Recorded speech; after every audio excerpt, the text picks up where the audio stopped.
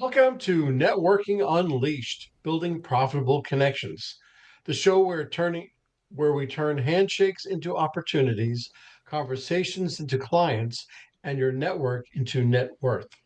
I'm your host, Michael Forman, and today we're diving into something that's often overlooked in the networking world: consistency. Because let's face it, one flashy event won't build your business, but intentional, repeated action will. Joining me is Lazaros, an expert in habit formation, consistency, and the power of the compound effect. He helps professionals stay accountable to the small actions that lead to massive results. And today we're talking about how those same principles apply to building and sustaining powerful professional relationships. From daily networking habits to tracking progress to breaking the cycle of random reach outs, this episode will give you the tools to make connection a habit, not a hustle. So if you're ready to stop networking in bursts and start building a consistent, profitable system, you're in the right place. Alan, I welcome you to the podcast. I'm so thankful to have you here, and hopefully, we're going to have a good time doing it. Thank you for having me, and thank you for that great intro. I actually just created something called the Next Level Sales System, and it's very much about how to build meaningful relationships with people on the internet. So it's very good timing as well. And I didn't actually plan on that. It just happens to be something I now have a 4 day streak of doing this every single day. So we can get into that as well. But thank you so much for having me. I appreciate it. No problem. No problem. So, listen, let's just start right out with a few questions that focus the habits and compound effect. You teach people how to leverage consistency for long-term success. How does that apply specifically to building a powerful network? Yeah, so I have this pinned on my Facebook. It's my favorite post that I've ever done. And it talks about the power of the compound effect. So if you go to a financial calculator, I know you have a lot of finance minds listening. $1 growing at 0.1% per day, that's 1/10 of 1% per day, for 365 days, at the end of the year, you have $1.44. So you only grew by 44%. Still a big deal. At the end of 10 years, if you stay consistent, for 3,650 days, you have $38.4. 20 years, you have $1,475. 30 years, you have $56,643. This is where it starts to get wild. And this is why older people have a lot more success statistically than younger people. It's this.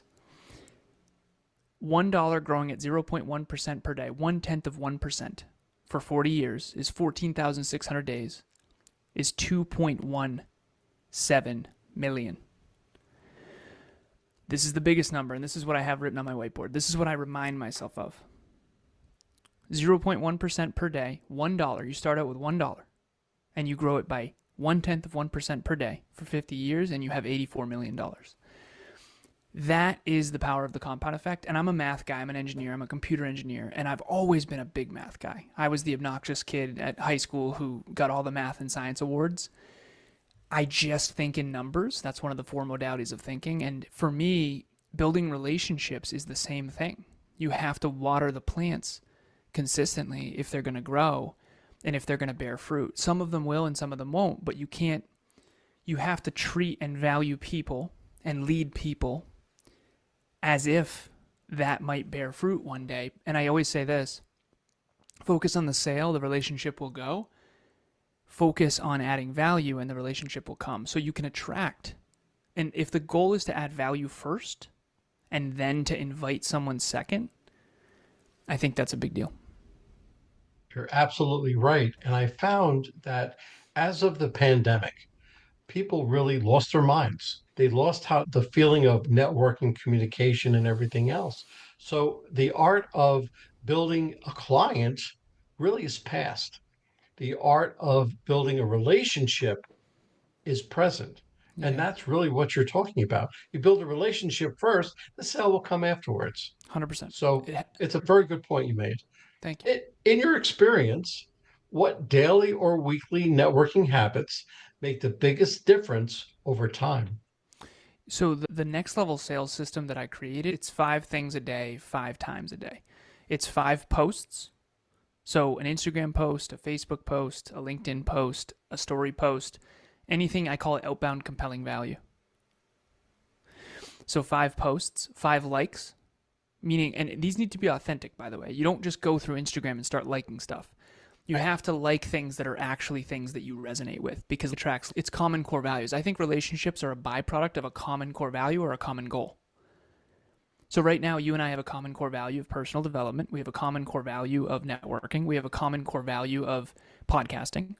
We have a common goal of reaching more people and impacting more people. So this relationship we're building right now is a byproduct of common core values and core goals. So the next level sales system is 5 things: 5 posts, 5 likes, 5 comments, 5 DMs, and 5 invites. If you don't do the first 4 well, you don't get to do the fifth. That's very good. That's very good. I would like to add something to that, but you said it so eloquently that I don't have to. Okay, so Thank you. let's talk about the compound effect. How does it show up in relationships and professional connections? It's one of my favorite books ever written, and a lot of people say, was it because Darren Hardy is? It's not because the author is so great. I do like Darren, but the compound effect is just, I think the principle is so powerful. And the compound effect is what I articulated in the beginning, which is small, seemingly insignificant choices compound over time. 10 years ago, I was out of shape. 10 years ago, I started my business and it was crickets. You and I joked about that offline. I always say in the beginning, it's people are very certainty driven. And in the beginning, when you first start a company, no one knows you and you don't have credibility yet because you don't have consistency yet. And I always say Coca-Cola and Sam's Cola. Everyone's going to buy a Coca-Cola because no one knows who Sam is. And that's okay. In the beginning, no one knows you. So you can't charge a ton. You have to learn how to build the compound effect over time. I started mentoring 10 years ago, coaching 8 years ago, which basically means I started getting paid. And I started for free, and then I got paid a little bit, and then I got paid a little bit more, and then I got paid a little bit more. Now I have 18 people that I coach. One of them is 4 times a week, which is insane. But in the beginning, it was coaching for free. And then I built my practice, and eventually you get referrals, you get really good at what you do, you stay focused, and it compounds. So the compound effect is the little things you're doing each day that stack up and add up and compound, just like what we talked about with the math in the beginning. You can mathematically, if you work on something for 50 years and you are consistent every single day, you can get 84 million times better. And that's how Apple was built. Apple started in a garage. And now it's Absolutely. 50 years old and it's 84 million times better for sure. I, I was a systems engineer with Apple Computer. Nice. I was around the time when they had the Mac Lisa, the SE30, Whoa. SE80. Okay. So I remember those changes within Apple, what they were going through, the trials and tribulations. So I know exactly what you're talking about. Very But cool. that's a conversation for another time, Sounds good. because I'm sure we can talk about it forever. Okay. Many people network in short, intense bursts. Why is that approach less effective than small, consistent actions? It's unsustainable. Yeah, that's the main thing is it's not sustainable. So my beautiful girlfriend and I, future wife, March 1st of 2022, I came to her and I said, I want to beat my old best. She said, what do you mean? I said, the longest I've ever consistently exercised is 3.5 months, and I want to go for 4 months. I want to beat my old best. We did it. She said, I'll do it with you. And here's the key. This is the key. It was a half an hour a day. Jogging counts, walking counts, weight training counts, soccer counts, basketball. We set a timer for a half an hour a day. And we have to move our body for a half an hour a day. That's it. Sustainable, sustainable, sustainable. We crossed the 4 month mark and I go, I did it. That's awesome. She said, okay, let's see if we can do a year. We get past a year and we pull into the garage after a workout. I said, now what? And she said, let's do this for the rest of our life. And I had a mini panic attack. I said, sweetheart, I can't commit to this unless you're really serious. Are we actually going to do this? That was 1,168 days ago. March 1st of 2022, we decided to exercise once per day for a half an hour. We bumped it to 35, then 40, then 45. We've been at 45 now this year in 2025. And we are 1,168 days in a row of consistent exercise. Sometimes it's a walk with our dog. Sometimes it's an intense weight training session that is beyond painful. But we never miss. And the key to that, my point to that, is not to talk about us. It's to talk about the power of the small things over time that compound. Because, and this is what I say in my speeches, I say I was a fitness coach for a long time, fitness model, fitness competitor, last piece here. If we all go to the gym tomorrow, I was at a live event doing this, for 9 hours, that's not going to change your life. But if we take that 9 hours and split it into half-hour increments and we do 18 days in a row together, we might build a habit, and that can change everything. So to me, that's the best answer I've got, which is if it's not sustainable, you might as well not even start. They say that you have to do something 10,000 times before it becomes a habit. 10,000, my goodness. 10,000, that's a lot. That's from 20 or 30 years ago when every time that I was being coached, that's what they would tell you. When honestly, it's a mindset. And if you make your mind up like you did with your girlfriend slash fiance, and you say, okay, I just want to do this for a half an hour each day, and you think it's what's that going to do? It's so small. But if you do it consistently, it will pay off. Let me ask you a question.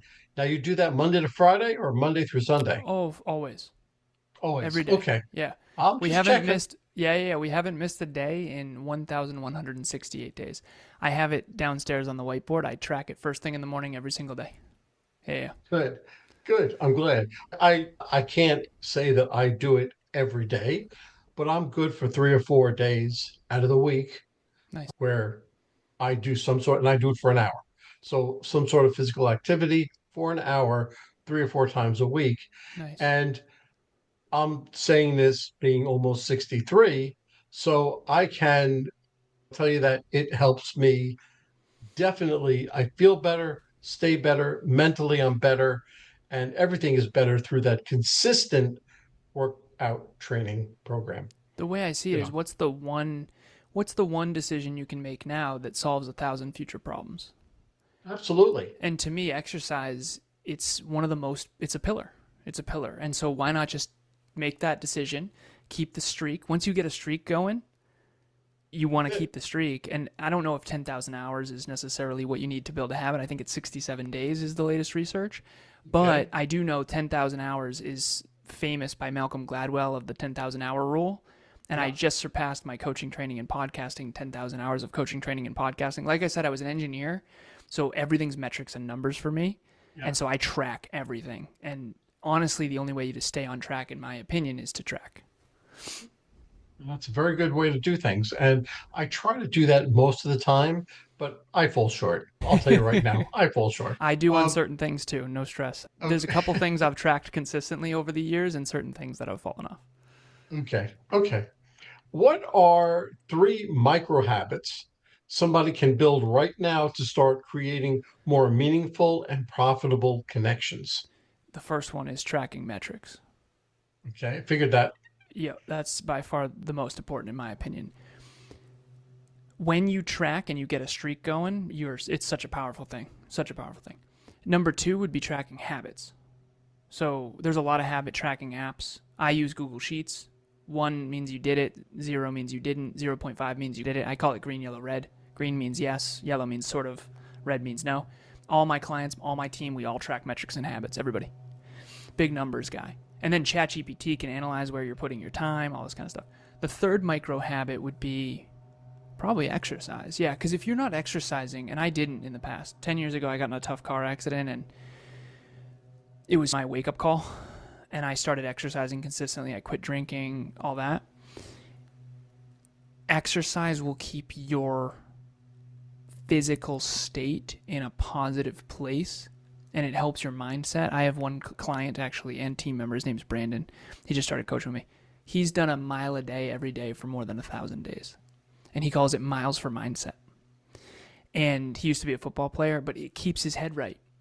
Keeps his head right. I'm talking in the middle of the winter. Like, he's big on grit, and if you're not exercising consistently, you will feel the negative detriments over time. The science is there. Your brain health is predicated on great sleep and great exercise. I agree wholeheartedly. I went through a health scare myself when I was 50 years old. It paralyzed half my body, Whoa. and it took me 3 months to get back in shape. And that was my wake up call. That was like, no, I was never really a heavy drinker. I never smoked. I was playing sports. I did everything right. And I still got this problem. I found out what the problem was. I got through it and it changed me. And this was right after my wife had just been through a cancer scare. Whoa. So between the two of us, it's like, okay, it's time for us to get right. Nice. And we changed. We changed completely after that happened. So I know exactly what you're saying. Sometimes you need that wake up call to to to to make that decision for you or put you in a position where you make that decision. I think it's the humble pie we need. It's the humble pie we need sometimes to commit. And my car Absolutely. accident was humble pie for me, and it changed my whole life. And I just decided to spend my whole life trying to reach my potential and help others do the same. And that's actually why I'm here now, Yeah, just trying to well, help people reach their potential. it sounds like you're well on your way to doing that. Thank you. How can professionals stay accountable to their networking goals, especially when results aren't immediate? The first one's get a streak going. I know I keep saying that. I sound like a broken record here. I have a 4-day streak of my next level sales system. I just created this. I actually created it for a client, and then I was like, wait, I need this. That's how coaching works. And I'm 4 days in a row, and once I get a streak going, I'll do anything to keep it. And that's just a human mindset thing. There's a lot of studies on that. And so I would say try to create some sort of a system that is sustainable. Mine is pretty hefty. 5 times a day, five posts, 5 likes, 5 comments, 5 DMs, and 5 invites. That's hard to do, especially if you're new. It's challenging to sustain that. Kevin and I, my business partner and I, are both doing that. But I would say get a streak going and create it into something that becomes a part of your identity. Because at the end of the day, we're trying to help people. We're trying to have an impact. And your company can't help people if no one knows about you. That's right. And you do your best to spreading the word, such as this podcast. Exactly. Doing, if you do your work well and you are truly authentic and you believe in yourself, that belief that goes out to your clients and your clients believe in you and your clients then begin to multiply. Yep. I have my clients that are through all the stages of networking. I have the beginning stages of the people, which I don't even know where to begin with them, but I'm starting. The people who know what they're doing but need a push. And I have the mid level to senior leaders who are teaching their juniors how to do what to do and everything else. So I have all the different levels and you treat each of them differently, of course, but I'm authentic. I'm myself. I tell them right off. I said, look, I'll make mistakes because you don't want perfection. You want somebody who's real. And we make mistakes together. We solve them together.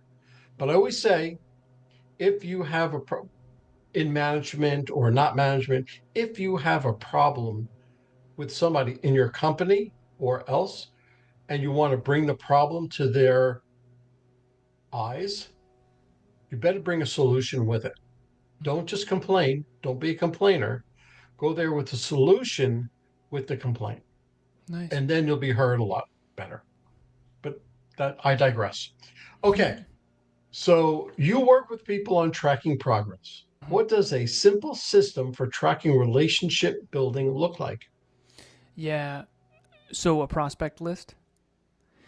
Okay. There's a lot of people in my space. So the personal development industry, I don't. So I came from a sales background. I was a sales engineer for a company called Cognex. You might know Cognex.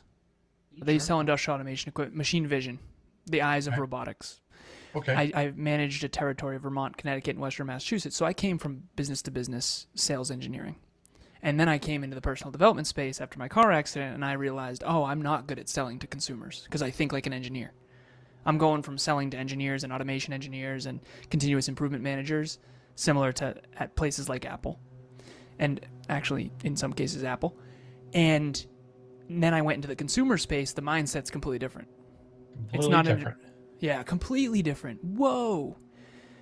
I realized I actually suck at business to consumer sales because I'm an engineer and I have to learn how to do this. So what I realized is no one has a prospect list and no one has a system. I'm a big systems guy. I'm a systems thinker, systems engineer, computer engineer. I have a system for everything. And I don't think a lot of people in this space necessarily do. I think in your space maybe they do. But you need to have a prospect list. So I have 15 departments, and when someone comments on our YouTube channel asking a question, they go on a prospect list. And we add them on social media and we connect. And it can be Instagram, Facebook, LinkedIn, TikTok, whatever, right? But I realized that not a lot of people have a system and not a lot of people have a prospect list. So I keep it simple: green, yellow, red. We have cold leads. They don't know you, like you, or trust you yet.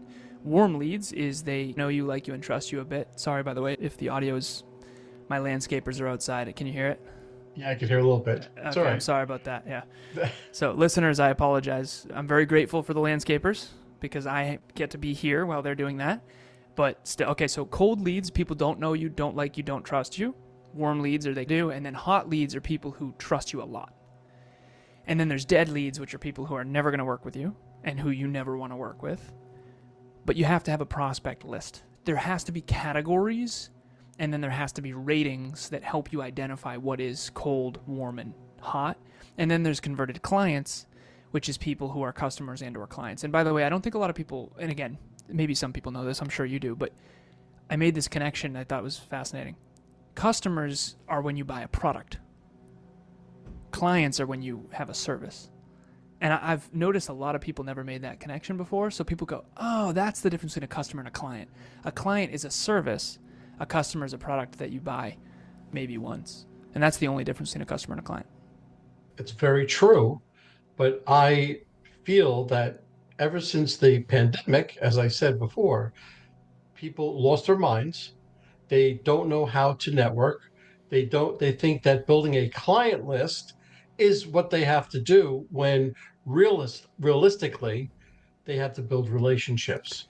A client And list is a byproduct of building meaningful relationships toward common goals and dreams. Yeah, that's right. But that's after the relationship building. And exactly. that's really where the switch has happened. I think that switch happened during the pandemic.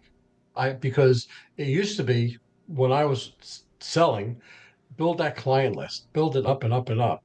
But now it's more relationships. When I used to go to a networking event, a 3 or 4 hour networking event, I would come home with a shoebox filled with business cards Yeah, nice. and thinking I did a great job. Look at all these cards that I wrong. Now with a 3 or 4 hour event, what I tell people is you should have about 15 or 20 cards Yeah, but because those are people that you built that relationship with. exactly. We have clients that we work with. We work with 106 podcasters and business owners. We have clients that we met at events. I call it the triangle. I went to a Brendan Burchard event. Do you know who Brendan Burchard is? Yeah.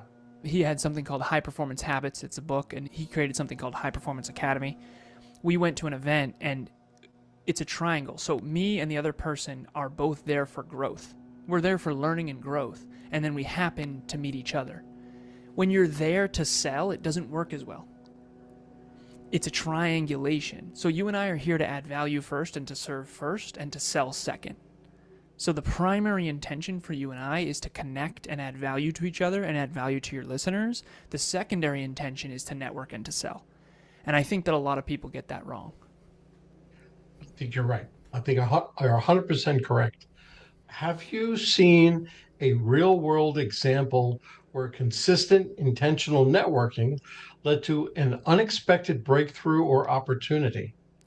There's a woman, her name is Dr. Taryn. I'll keep first names only. And she and I met at a Brendan Burchard event. We were there for growth. We were there to learn. We weren't there to necessarily network. Networking was a byproduct of mutual growth and development.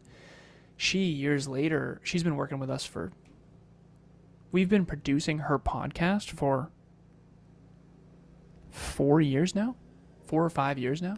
But when we first met, it was just a conversation about becoming a podcaster. She was a dentist and an orthodontist, and she wanted to start a podcast. And we had already had a podcast with 300 plus episodes. And so we were just teaching her how to do it and the to-dos and to-don'ts, because we had learned the hard way on what to do and what not to do. And eventually she became a client. I coached her for a while. Kevin coached her for a while. And we've been producing her show for almost, probably 4+ years now. Really great. That's really great. Okay, let's flip it. What bad networking habits should people break if they want to build better and more authentic connections? A bad networking habit. Going into things with service second. It's passion, purpose, and profit in that order. Passion is you and I both love podcasting, and we both love networking, and we both love learning and growing. That's passion. Purpose is we are serving the world with those things. Profit is third. Profit's important. It can't be 10th. It has to be third, but it can't be first. If you're going in with profit first and you're only at the event to try to get clients, you'll repel people because they'll feel the neediness. They'll feel the intentions aren't pure. Whereas if I'm here to serve first and share first, profit might come as a byproduct, but it doesn't have to. It doesn't have to. That's so true. I go around all over and I talk about networking communication, but I always tell everybody, no matter who I talk to, you go in with a servant's heart. Yeah, You exactly. go in looking to give and not receive. Yep. And when you sit down with somebody and you're talking with them, you say, I like what you do. I like how you're doing it. How can I make you more successful? How can I be a good referral partner for you? And that usually blows them away. You're not trying to sell me something. You're trying to make me better. What's going on? How can I make you more successful? I feel like people can feel your intentions. And you can always tell when there's another shoe about to drop. And I think that intentions, if your intentions are pure, I think there's primary, secondary, and tertiary intention. My primary intention, 96% of me, is right here with you to add value first. Secondary intention is I really have to go to the bathroom. Third intention, tertiary intention is who knows? Maybe one day something comes of this. But if it doesn't, that's okay. I agree 100%. Let's bring this full circle.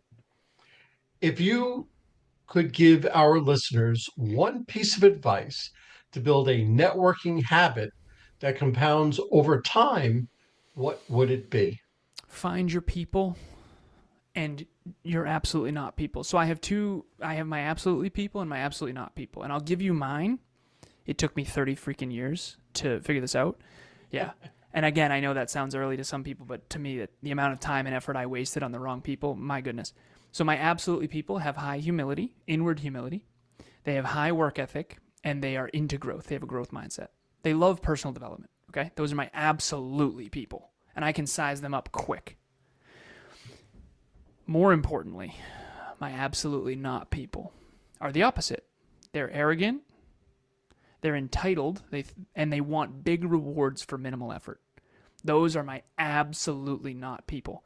I'm someone who came from very little, very humble beginnings. Lost my birth father at 2, stepfather left at 14, bootstrapped my way. And I have created where I've gotten to out of just brute force work ethic. And I didn't realize that until my 30s, and I realized, okay, this is very different. And anyone who wants big rewards with minimal effort and has any level of laziness, we're just not going to work well together because I'm very tenacious, I guess, is what I would say. That's very true. I grew up with a single mom my Same, whole life, and I went to the school of hard knocks. I same. went to the school of learning my mistakes, and I've made plenty of them. But they're not really a mistake if you've learned from them. So I built my entire business around that. I've been a business owner. I've owned different businesses. I was in the military. I learned how leadership from many different ways, and I learned networking in many different ways. And it was a culmination of all of that for me to get where I am today. So I know exactly what you're saying to a certain point. I don't know your heartaches and things like that, but I see what you've become. You overcame all of that, and you are a good person that came out of it. And so you're thumbing your nose to all the bad things that had happened to you and said, see, I can do this anyway. And you did. And you're right on the right path. And you're so good in this section, in this place where you are. You're building your business. It's all great. It's all great. It's a growth journey. It's been a challenge, but it's also been really meaningful, and I appreciate it. At the end of the day, all of us have certain people that we work really well with and certain people that we do not work well with. And I think that it's really important to identify who you work really well with and who you don't. That way you can be a little bit more strategic in the way in which you build relationships. Absolutely. Alan, this was you're a fantastic guest. I really appreciate you coming on. I really appreciate the knowledge that you've shared with my listeners. If somebody wanted to contact you for coaching or otherwise, how would they do it? Yeah, thank you, Michael, for having me. I appreciate it. Thank you, thank you, thank you.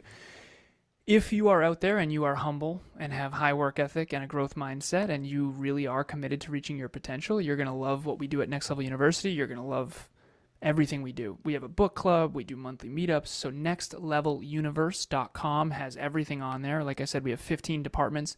Next Level University is a place where you go to learn how to reach your own unique potential. I also have something called Podcast Growth University. I just started something called Business Growth University. So everything's at nextleveluniverse.com. The podcast Next Level University has 2,068 episodes as Oh, of that's yesterday. Yeah, as of yesterday. As of today, actually, as of today. We recorded 2 of them yesterday.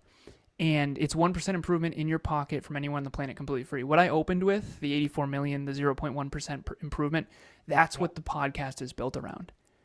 It's built around if you get 0.1% better each day, over the long term, it is unbelievable what you can become and what you can achieve. And that's what our podcast is about. So if you're interested in that, reach out. perfect. Thank you, Alan. Thank you for coming on to my podcast, and I hope all of my listeners got something out of it. Thank you, Michael. I appreciate it. Well, hold on, folks. Don't go anywhere. Let me just read a few of our sponsors that we have. Struggling to reach success? Maybe it's time to quit. In Quit Your Way to Success by Rodney Davis, this reveals 27 steps to breaking bad habits that hold you back. This powerful book helps you rewire your mindset, take control of your actions, and turn setbacks into stepping stones. With real life examples, motivational quotes, and actionable lessons, especially for sales professionals, you'll gain the tools to quit what's stopping you and start winning. Transform your future today. So Quit Your Way to Success by Rodney Davis, available now on Amazon. And this is a nonprofit called Revved Up Kids. This is something I believe in wholeheartedly. Revved Up Kids is on a mission to protect children and teens from sexual abuse, exploitation, and trafficking. They provide prevention training programs for children, teens, and adults. To learn more, go to revvedupkids.org. That's REVVEDUPKIDS.org. Well, that's a wrap, folks. A huge thank you to our special guest for sharing such incredible insights today. And of course, a big shout out to you, our amazing listeners, for tuning in and spending your time with us. Remember, networking isn't about being perfect, it's about being present. So take what you've learned today, get out there, and make some meaningful connections. If you enjoyed this episode, don't forget to subscribe, leave us a review, and share it with someone who could use a little networking inspiration. Let's keep the conversation going. You can find me on Apple, Spotify, YouTube, or my website, michaelaforman.com. Remember, until next time, keep practicing, keep connecting, and keep building those relationships. This is Michael A. Forman signing off. Take care and happy networking.